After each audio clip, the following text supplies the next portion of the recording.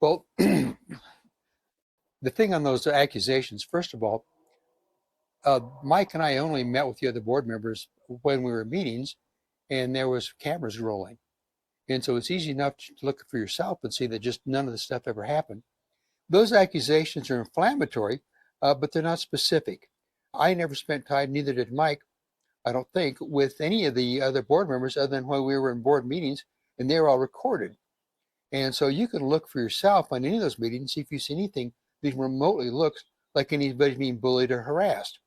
The fact is, those accusations make good sound bites, they look good in print, and they're impossible to disprove, just like they're impossible to prove. And so they're absolutely untrue. And you can see for yourself by looking at any of the board meetings.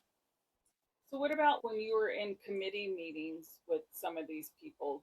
I was on the election committee very briefly, and that was a little contentious when I suggested that we shouldn't have the election results posted or announced in the middle of a meeting, because I had concerns that something would happen, like what happened to Greg. Greg was voted out of office, and he had to sit there in front of everybody and get it.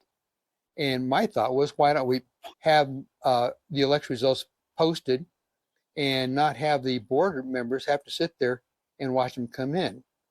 And Jen said, that's against the law. And I said, what law? I mean, what statute is that?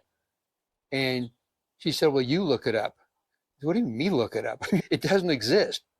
But that was the only conflict I had in my I think I went to one or two election meetings.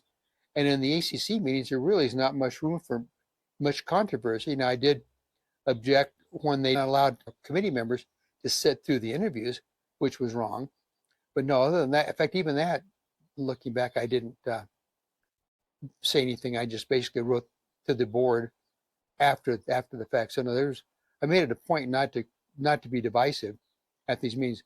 I was on an ad hoc committee on trying to change the bylaw so they could make bylaw changes without going through the number of people it takes to do them now. And I was opposed to that going in, and Greg knew that. And I didn't say anything in those meetings because I didn't want to, if the project failed, I didn't want to be blamed for it. I wanted it to fail on its own. So I sat there and remained courteous and quiet.